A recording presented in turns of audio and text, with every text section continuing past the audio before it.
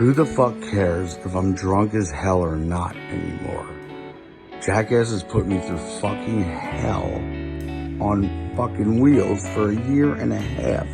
So Bam Margera posted a video to his Instagram where he is very intoxicated and he is not happy with Paramount Pictures and what they're doing to him on Jackass 4. The star says that he is forced to take a breathalyzer and go to rehab. The guy can't drink at all. He references that. He also talks about Steve-O and how Steve-O was able to get sober, and for some reason he can't seem to do it. Steve-O has been sober as fuck since 10 years. If he had a breathalyzer, like, he's gonna go camping one day and not have any internet reception. He's gonna sleep through one or two. And then I remembered we have this interview with Steve-O where he talks about that, so I thought you might want to check that out. You know, back to the Bam thing quickly is, do you find it difficult? Can you still be Bam's friend knowing that he still uses whatever? It could be just drinking alcohol. Can you still be around him? Here is that interview. What gives me an advantage in stand-up, and I think why I've been successful at it, is that I've got all of this crazy experience in life. People are legitimately interested in how crazy my life and my career has been. Plus, I'm just a reckless son of a bitch. Right. You know?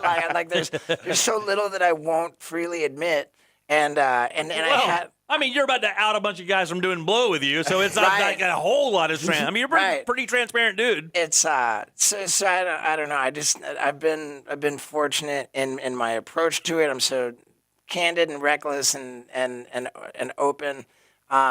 And that's just how I do it, man. I think I've developed a very keen sense of what is versus what is not boring. Now, with you being able to be sober and everything, have you ever thought about, like, going and telling you? Because we've got people texting in. They want you to go and talk to their 8th grade classes. We've got people that coming in that would love to be able to hear your stories. We got guys that are congratulating that they're going through the sobriety. That's great. Also, just giving you shout-outs. Have you ever thought about doing those kind of presentations? Well, I mean, as a sober guy in the recovery community, that's a big part of what we do. I mean, the way that we stay sober is by helping other people get sober, and this is work that I generally do kind of off the radar. I don't like to, I don't like to sort of mix the signals too much. But yeah, for anybody that that's interested, and this is sort of a new thing that I decided to do.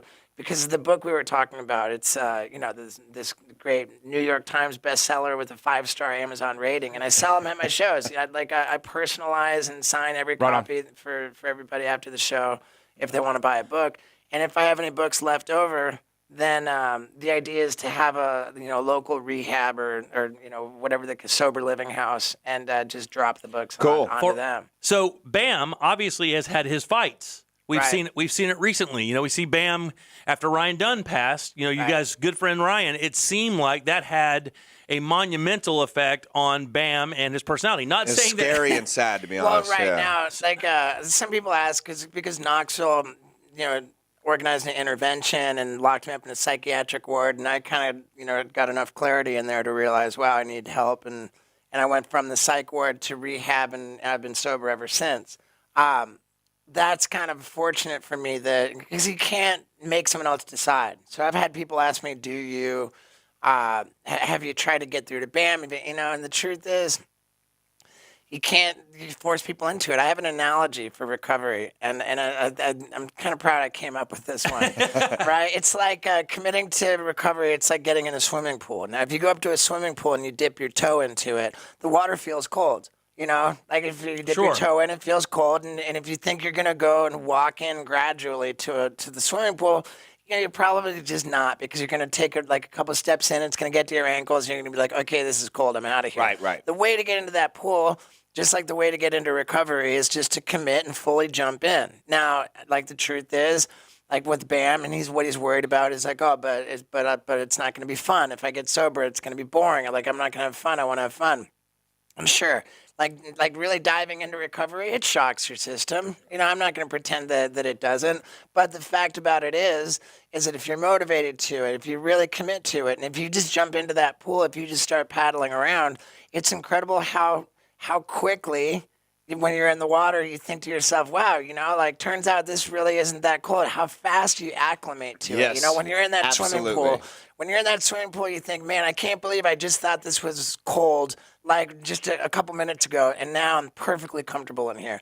And it's a perfect analogy, and it goes a step further that you just can't go around pushing people into pools and expecting them to stay in. Yeah. So I've never tried to push Bam in. All I can really. Did Johnny push you in the pool? He did. Yeah. He did. And I recognized my need to be in the pool. Yeah, yeah. It feels good. It feels good. But Bam is doing better.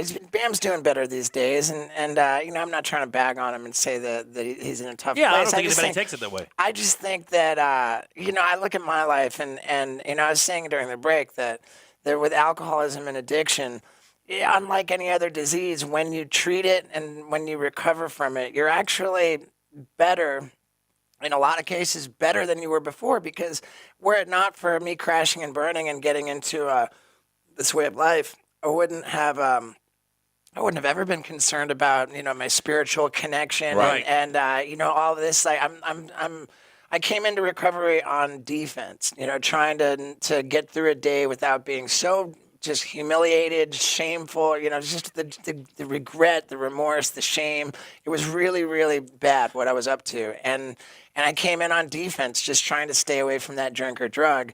And now, like as a result of the work that I've done in the program, it's not defense anymore at all. It's just pure offense. It's like, how good can my life be? Back to the Bam thing quickly is, do you find it difficult? Can you still be Bam's friend knowing that he still uses whatever? It could be just drinking alcohol. Sure. Can you still be around him while that's happening? You don't have any problem with that? And there's no weird kind of odd invisible barrier there, Steve? I think it's been weird for him. Yeah. Like he's certainly dodged me and not responded to calls and stuff, even though I wasn't trying to preach to him. But he's going to assume that. Yeah, I mean, when you're getting loaded, the last thing you want to do is hang out with sober people. Oh, I know I don't.